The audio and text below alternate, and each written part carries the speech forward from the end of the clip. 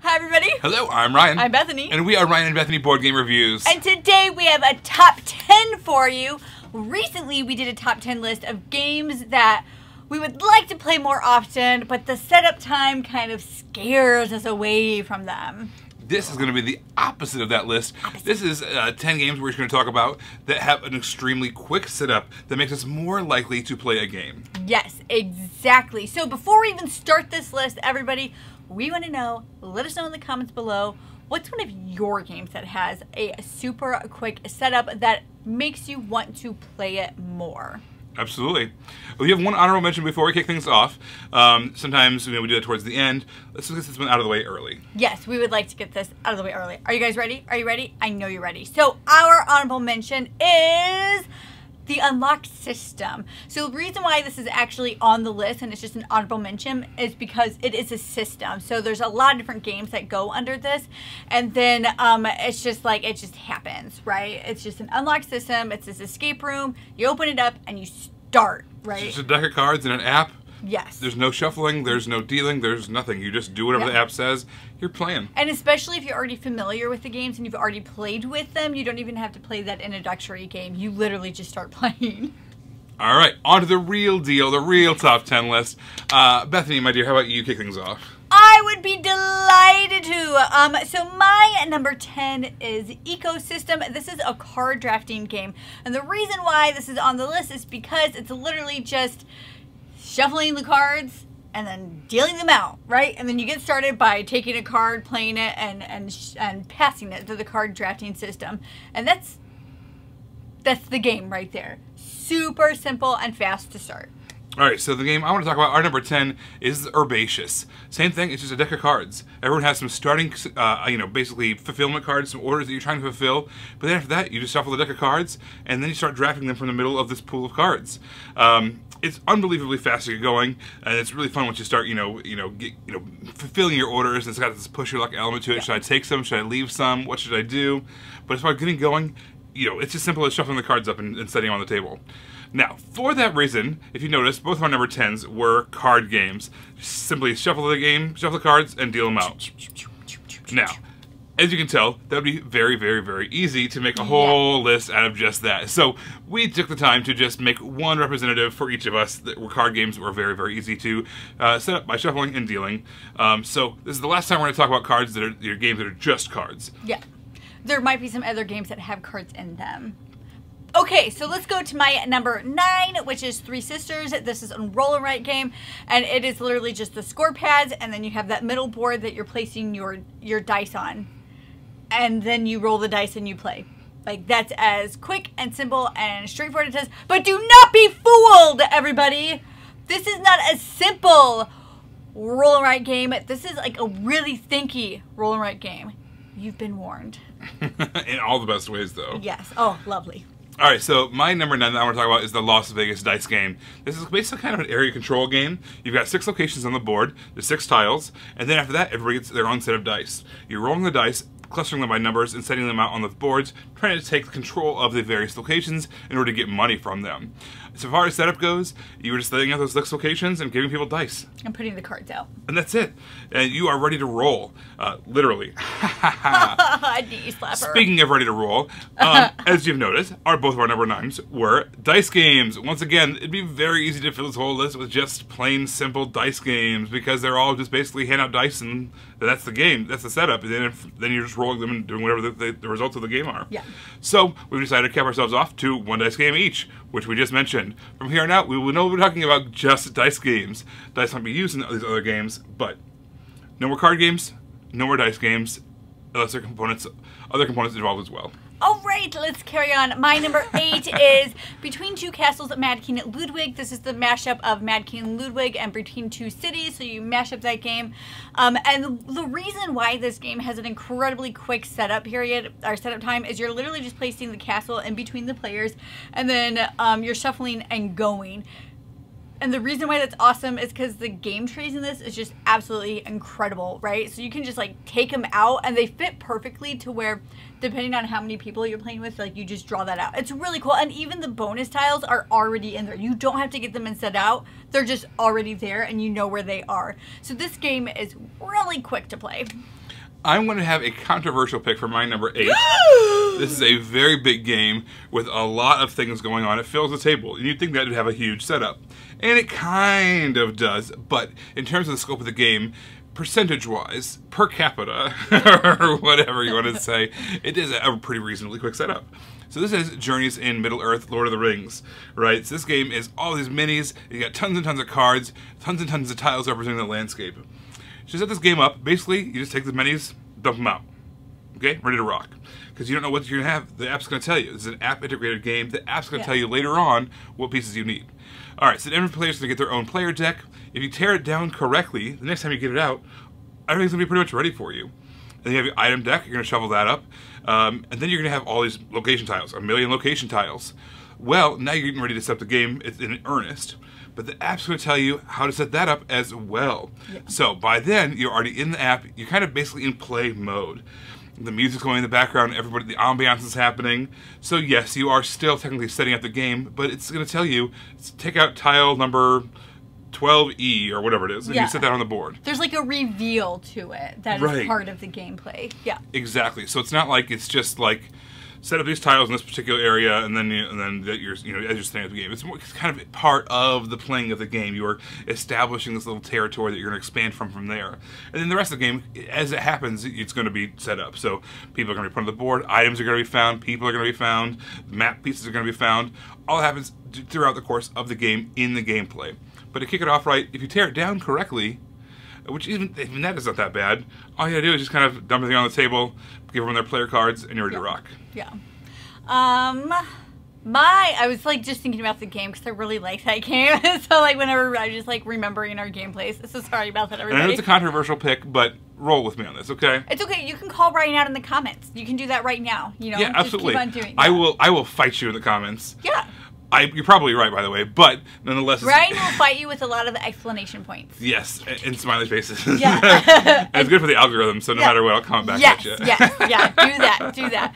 Okay, so my number 7 is Hammer Time. So this is a kids game, and there are a lot of kids games that I could put on here because obviously when you're playing with kids, you want the setup time to be quick. You want to get into the game ASAP, but the reason why I chose this one is because obviously it is a quick setup. You take the everything out of the box and you flip the box lid upside down and then you put the gems on the box and you are ready to play. That's not true. You give everybody these cards and then you're ready to play, and it's just super hilarious, and the kids like setting this up, and you can trust them to set it up because they can't mess it up. You're literally just putting stuff on the top of the box, and it doesn't matter how it goes on the top of the box. So not only is it a really quick setup, but kids can set it up and they can't mess it up. Hammer Time. Alright, so my number 7, this is going to be a game called Bosk. This is a beautiful game, kind of about the life, a year in the life of a forest. You have these trees that are growing up, they're kind of shedding their leaves, and then it's a whole year of the life of a forest, and you have these bare leaves that you have an area control thing happening on the board. It's a really cute game. It's also really, really fun and strategic, but the setup for this game is every player has a box of the trees and leaves of their player color. You just simply give them that box, and you lay out the board. That's it.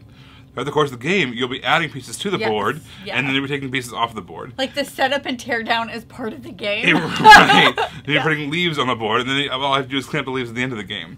So all you're doing is giving people their player color, laying out the board, and you are playing this game. It's fantastic, and it's super picturesque. Every time we get this out, I take a picture because it just looks that good. It's so pretty. It just looks incredible, and it's great to look at. Even if you're not playing, it's just like pretty to look at. If I'm playing, trying to choose between photosynthesis and this, and we have a small amount of time, I'm going to choose Bosk because of the playtime, or for the setup time. Yeah. Alright everybody, my number 6 is Kingswood, and this is, I can't say that I came up with this because my brother said it, but I thought it was brilliant. It was like an introduction to worker placement. Like, it taught you that very basic concept. But enough from that, let's get talking about how it's an easy setup game. So there's 2 monster decks that you're going to shuffle and have ready, and then there's going to be the player tiles that you put out. Most of them are all the same. There's only one that gets changed. You get your starting resources and you're ready to go. It takes maybe just a couple of minutes to set up before you're ready to play. It's very quick and it's a very fun little bite game that I enjoy, so I had to put it on this list. Well, my number 6 is a game that we both enjoy a whole lot. In fact, this is Castles of Burgundy. When we first were getting into gaming, this was one of our go-tos. We played this constantly, and as we got more and more games in our collection, even though we still love this one, top of the list, we noticed we were playing it less and less because the setup and teardown was just not that fun, right? There's just a million different little tiles, and you have all these stacks all over the place. So we played the game less. Then I stumbled upon at the BGG store, I think it was what it was, these bags, these colored bags that match up to all the different colored tiles in the game. So instead of stacking them all up and shuffling them, making sure they're all just right, now you've got bags for all of them. So all of the tiles that have a black backing to them, they go in the black bag. The light green, the dark green, the yellow green, because there's a million greens in this game, the grays, whatever they are, they're all in their own individual bag. So setting this game up is simply as checking the bag, taking out the tiles that you need. And then when it's done, you take the tiles out, you put them back in the bag. It changed this game from being a dreadful setup and teardown game to one that was just, we can play it again. It's a game that we can now reintroduce to ourselves, that we can play all over the place. And now the game's going to be beautiful. Yes, this game has gone through a couple different changes, by the way. The newest iteration is just gorgeously deluxe, and we're going to try to get our hands on a copy of it if we can. We missed the initial pledge, but we're going to try to get a late pledge. Yeah. And I think it even comes with bags, because people clamored for that. They wanted that because they knew that it helped with the setup and the teardown. So that begs the question, is there a game that you have that you figured out a creative storage solution for that you were able to make into a positive that was a negative in terms of speeding up the setup and the teardown? All right, let's carry on. My number 5 is Concept, which if you've watched our channel for any length of time, you know my thoughts on this being a game. Dun, dun, dun. Anyway, so my number 5 is Concept. But it's still fun, so who cares? And so this is, it just has a board, and then it has the different colored little guys in there, and they're already in their own, like, dishes, right? And so, right? Aren't there dishes? It's just one big dish. Yeah. And so you just literally take the board out, you get the dish out, and then you hand a card to whoever's going first. And then you're going. Now, a lot can be said for party-like games. Once again, this is a list that could be almost all party-like games, because when you're playing a party game, you just want to get started. You want to get in the action. And so there could be a lot that are in this place. But this is one that my family has recently asked for. So I'm like, obviously, it fits the bill if my semi-gaming family wants to play it. That's right. All right, so the game I want to talk about next, this is our number 5, Hive, or my number 5. And this game, you've basically got all these different tiles that represent different bugs that have special abilities. Your goal is kind of an abstract strategy game. You are trying to surround the other player's queen bee. All right, so it's kind of going back and forth, trying to move things around, position yourself just right. In terms of setting it up, basically you have the 2 colors of tiles. It's like the white and black tiles. You hand them out to the players. Game starts. Game starts. And then you're ready to place some tiles around. And you don't even need a table. Yeah, I mean, all you need is a flat surface, and these things are ready to go. These pieces are rugged, they're thick, they are durable. You can take this one camping with you. You can go out and you play in the rain. It wouldn't bother these pieces one bit. These things are sturdy. Played in the rain? Yeah, I mean, you could. Okay, everybody, we live in the Midwest. It rains all the time. Next time it rains, at 11 o'clock tonight, I'm not guaranteeing that it is supposed to rain at 11 o'clock tonight. We should go out and play it, take a picture. Prove that you can play this game in the rain. Oh, you could. Doesn't mean it'd be fun to get wet. We need to make this happen. We have said it's a possibility, and I declare it to be so. I could just go upstairs. Next time it rains, we will play this game outside. I could just go take the pieces and put them underneath the kitchen sink. Not the same. It'd be the same. It's not the same. They don't have to get wet. Nope. Nope. All right, Bethany will do this. Together. Bethany will do this with Ryan, because we're Ryan and Bethany. That's right. Well, Hive, easy to set up, easy to tear down, fun to play. Hive. Okay, so get wet. It can get wet. My number 4 is KINGDOMINO, and so this is another tile game, and what you do in this game is you're just trying to build on a grid, and you are trying to get the best multipliers on it. So the reason why this game is so easy to set up is everybody just starts with their own little player piece to say where you're going to start building off of. You shuffle the tiles, you flip 4 over, you go. That's the setup of the game. Super slick, super easy. And the game almost tears down itself as it goes too, especially when you play where you're you just it's all there. And it tears down, sets up, so easy, so slick, so easy, so slick. Okay, I just said that 5 times. I'm going to talk about a more controversial pick once again. My list is considerably more controversial than yours. Ryan's like trying. He's like, yeah, give me a comment. Give me a comment. Yeah, that's right. Comment below. Tell me how I'm wrong. All right, so The Lost Ruins of Arnak. This is, I wouldn't say it's a huge, expansive game, but it is on the bigger side, especially with this list, you know, where this list is headed, right? What comes with from the bag, or from the box, is just a tons of baggies full of resources and cards and stuff like that. Once again, we had to use a creative storage solution by boxing up these little dishes that have lids on them with all the resources already boxed up, ready to go. So for this game, basically open up the board. For the way we have it set up, you simply just crack open the lids of these resources, put them on the board.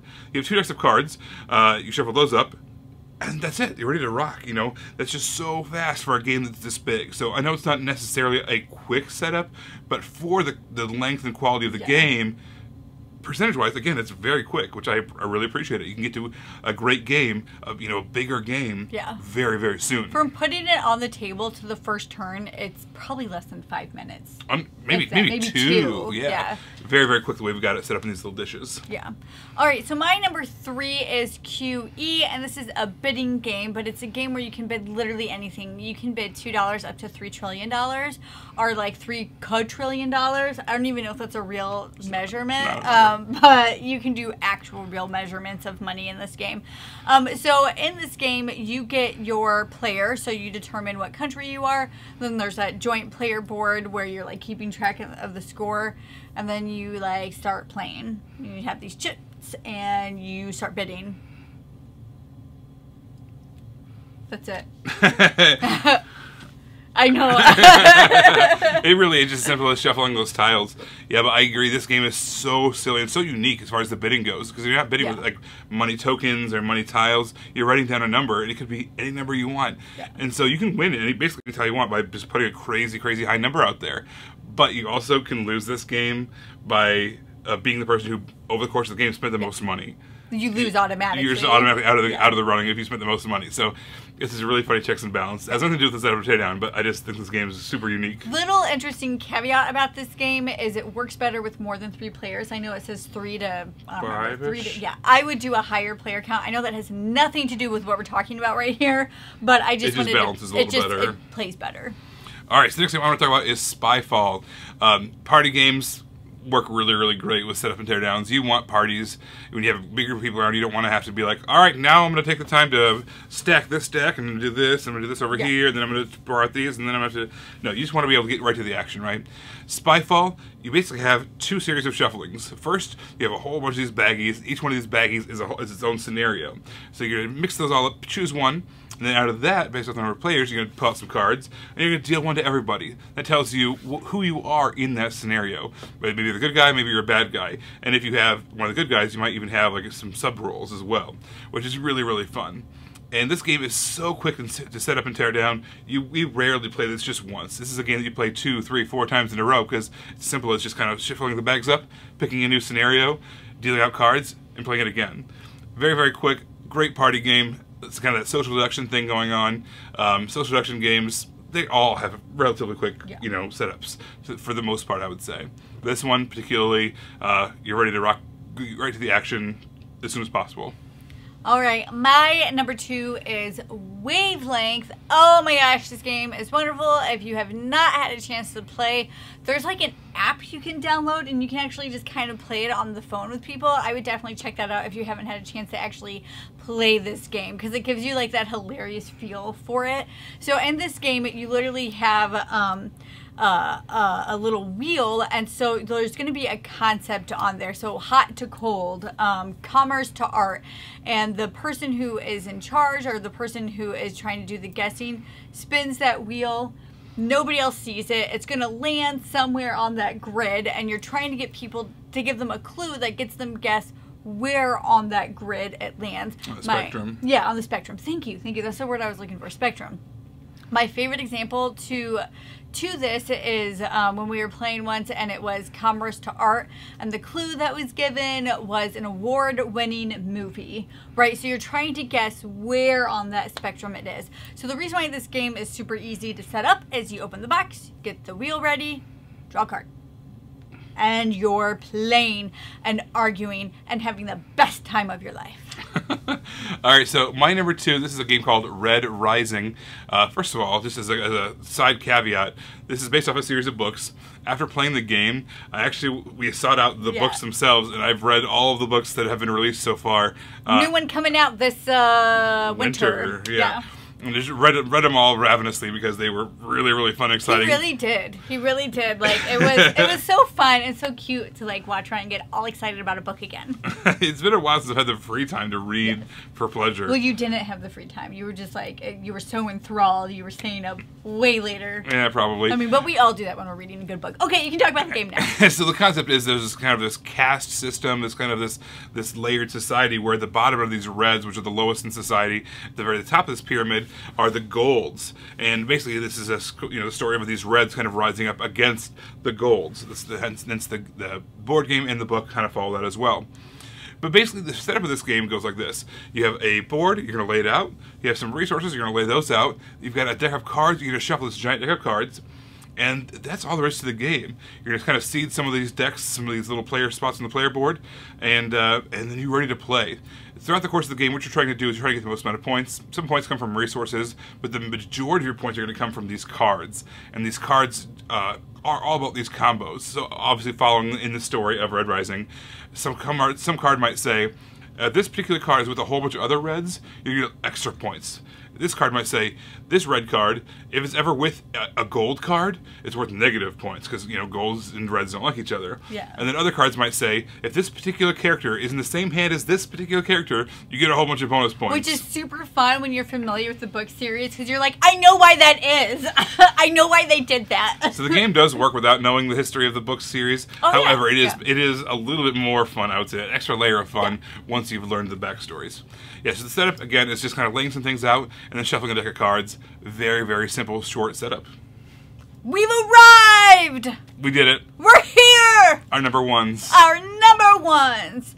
And my number 1 is Blockness. So this is a game that is kind of like Hive in the sense that you're just trying to... Oh my gosh, you know what?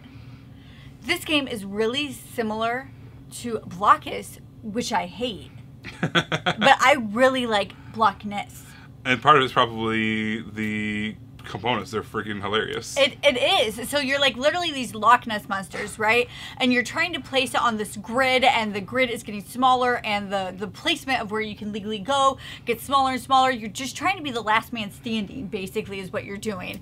It's really fun, and it plays like this, too. This is another game that when you play back to back. So the game is you hand out everybody's player pieces, and then the board has the insert, and then you play. So the box itself is the board. Yeah. I mean, and then you're good. You play. You just, here's your color. We're starting. That's it. Like 10 seconds from getting the box out to playing. That's how quick this is. And that is why it is my number 1, not Blockness. Blockness. Because Blockness is, but Blockness is, which is hilarious. They sound so similar. I know, which is why I've heard people pronounce it Blocus, which to me is insanity. Because what you're doing is you're blocking people in that game. Blocus is like you're bloated with cactuses. So weird. Blocus. So, too many cacti. Yeah. Yeah, but Blocus, because you're blocking people. I don't know. Maybe I'm wrong. Maybe the designer could pop on and tell us if we're wrong. But I don't think so. After I just said I didn't like their game. And, okay. I don't mind it. There, it's redeeming. All right, so the number 1 game I want to talk about is Luna. This is a bigger Stefan Feld game. Bigger in terms of strategy and scope. Remember, comment below. Tell me how wrong I am. It's fine. But in my defense, the setup of this game is setting up the board, which is just a series of puzzle pieces, setting it up, and then you have these islands. You kind of randomize those, shuffle those out around the board, and then every player gets their own bag of player pieces. That's it. That's it for the game. That's it. There is kind of a pre-round where you kind of seed the board with some of your pieces, but at that point you're kind of you're actually playing the game. You're kind of seeding the board strategically to set up for your first turn. So there is kind of a pre-round that could be considered setup that makes it a little longer, but in general I would say you're engaged in the gameplay at that point, setting up your turns. So board, islands, player pieces, playing. So yeah, Stefan Feld, not known for quick setup games, but I managed to squeeze 2 games on there. Oh my god. Oh my god. And I think they're legitimate, at least the way we play them. But let us know in the comments below, if you could only choose one dice game for this category, what game would you choose? Only one roll and write, which would you choose? Only one kids game, which one would you choose? Only one party game, which one would you choose? If you think Ryan is wrong, let us know in the comments below. If you're like, heck yeah, Ryan, I'm totally on your side, let us know in the comments below. We want to hear from you. And again, I always want to caveat that per the scope of the game, the setup is quicker than the other games of similar scope. Comments good. Comments good. Don't forget to subscribe so you can see our videos as they come out. And until then, you can find us in all of these places. You guys, thanks for watching. We'll see you next time. Bye. Bye.